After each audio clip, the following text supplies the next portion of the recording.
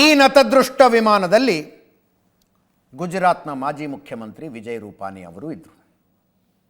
ಅವ್ರ ಮಗಳು ಲಂಡನ್ನಲ್ಲಿದ್ದರಂತೆ, ನೋಡೋದಕ್ಕೆ ಲಂಡನ್ಗೆ ಹೋಗ್ತಾ ಇದ್ರು. 2016 2021 ತನಕ ಗುಜರಾತ್ನ ಮುಖ್ಯಮಂತ್ರಿ ಆಗಿದ್ದರು. ನಮ್ಮ ಸ್ಕ್ರೀನಿನ ಬಲಭಾಗದಲ್ಲಿ ಕಾಣಿಸ್ತಾ ಇರೋದು ಅವರ ಕೊನೆಯ ಫೋಟೋ. ಸಹಜ ಅಲ್ವಾ, ವಿಮಾನದಲ್ಲಿ ಹೋಗ್ತಿರುವಾಗ ಯಾರೋ ದೊಡ್ಡ ಮನುಷ್ಯರು ಅದೇ ವಿಮಾನದಲ್ಲಿದ್ದಾಗ, ತಮ್ಮ ಹಿಂದಿನ ಸೀಟ್ನಲ್ಲಿದ್ದಾಗ ಮುಂದೆ ಇದ್ದಂಥ ಮಹಿಳೆ ಸೆಲ್ಫಿ ಕ್ಯಾಮ್ರಾದಲ್ಲಿ ಫೋಟೋ ತೆಗಿತಾರೆ. ನಾನು ಹೋಗ್ತಾ ಇರೋ ವಿಮಾನದಲ್ಲೇ ಮಾಜಿ ಮುಖ್ಯಮಂತ್ರಿಗಳು ಹೋಗ್ತಿದ್ದಾರೆ ಅನ್ನೋ ಥರ ಅಂದೇನು ಸೋಷಿಯಲ್ ಮೀಡಿಯಾಗೆ ಹಾಕಿದ್ರು ಅಥವಾ ಸಂಬಂಧಿಕರಿಗೆ ಕಳಿಸಿದ್ರೋ ಗೊತ್ತಿಲ್ಲ. ಇದು ಕೂತ್ಕೊಂಡ ತಕ್ಷಣ ವಿಮಾನ ಇನ್ನೂ ಟೇಕ್ ಆಫೇ ಆಗಿರಲಿಲ್ಲ. ಫೋಟೋ ತೆಗೆದವರು ಇಲ್ಲ, ಫೋಟೋ ತೆಗೆಸ್ಕೊಂಡವರು ಇಲ್ಲ. ಇಬ್ಬರದ್ದು ಸಾವು.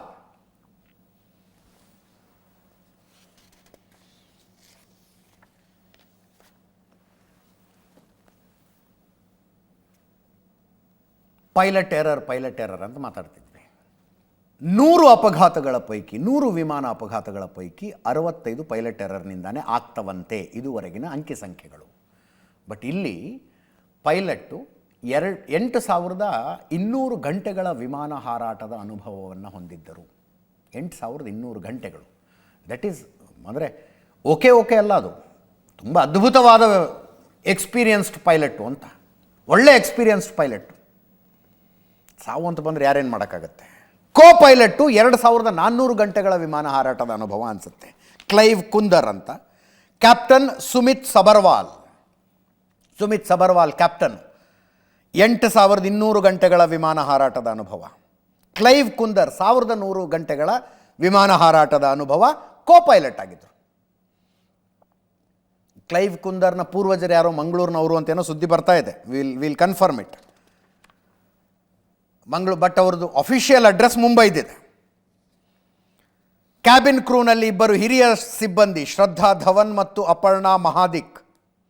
ಉಳಿದಂತೆ ಸೈನಿತಾ ಚಕ್ರವರ್ತಿ, ನಗಂಥೋಯ್ ಶರ್ಮಾ, ದೀಪಕ್ ಪಾಠಕ್, ಮೈಥಿಲಿ ಪಾಟೀಲ್, ಇರ್ಫಾನ್ ಶೇಖ್, ಲಮ್ನುನ್ಥೆಮ್ ಸಿಂಗ್ಸನ್, ರೋಶ್ನಿ ರಾಜೇಂದ್ರ ಮತ್ತು ಮನೀಶ್ ಥಾಪಾ 8 ಜನ ಉಳಿದ ಕ್ಯಾಬಿನ್ ಕ್ರೂ.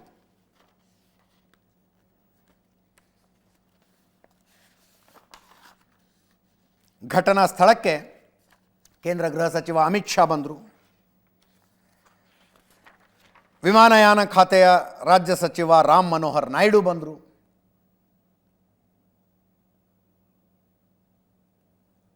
ರಾಮ್ ಮನೋಹರ್ ನಾಯ್ಡು ಮಾತಾಡಿದ್ದಾರೆ, ಕೇಳಿಸ್ಕೊಳ್ಳಿ.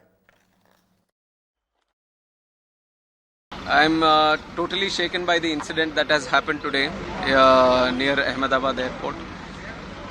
Very tragic and very horrific, and even till now I have to say I'm in a state of shock. When the event happened, I was in Vijayawada doing the review of that airport and attending one state program, but the moment I got to know this incident happened, I wanted to be here physically at the site, try to find out more about what happened and what needs to be done. And also Honorable PM has called me and also told me to be there at the site and also look into the operations which is going on right now. And right now, if you ask me, I can only think about the passengers, their families, what they might be going through. And we still have to find out the numbers. I don't want to put any wrong numbers to you, so we still have to go through the numbers. And my condolences, my prayers, my thoughts with the families of the bereaved. And we are trying to extend all the help that can be done. And even our Honorable Home Minister is also coming to inspect the site right now. He will be coming here. We'll go through another round of inspection. We'll talk to some of the people who are here and all the teams that are here. That Vijay Rupani ji, Chief Minister, was also there. And like you were mentioning, other nationals were also there. Children were also there. I would only say that each and every life is precious. ಈಗ ಒಂದು ಕಡೆ ಬರ್ತಾ ಇರುವ ಸುದ್ದಿ ನಿಜವಾಗ್ಲೂ ಗಾಬರಿ ಮಾಡುವಂಥದ್ದು. ನಾನು ಹೇಳ್ತಾ ಇದ್ದೀನಿ, ನಾನು ಬಂದಿರೋ ಸುದ್ದಿಗಳನ್ನು ಆ್ಯಸ್ ಇಟ್ ಈಸ್ ಹೇಳ್ತಾ ಇದ್ದೀನಿ ನಿಮಗೆ. ನಾಳೆ ದಿವಸ ಇದನ್ನು ಹಂಗಾಗಲಿಲ್ಲ ಅಂದರೆ ಹಿಂಗ್ಯಾಕಾಗಲಿಲ್ಲ ಅಂತ ಕೇಳಬೇಡಿ. BG ಹಾಸ್ಪಿಟಲ್ನ ಹಾಸ್ಟೆಲ್ ಮೇಲೆ ಬಿತ್ತಲ್ಲ ವಿಮಾನ, ಹಾಸ್ಟೆಲ್ನಲ್ಲಿ 70 ಜನರ ತನಕ ಸಾವಾಗಿರಬಹುದು ಅಂತಿದ್ದಾರೆ.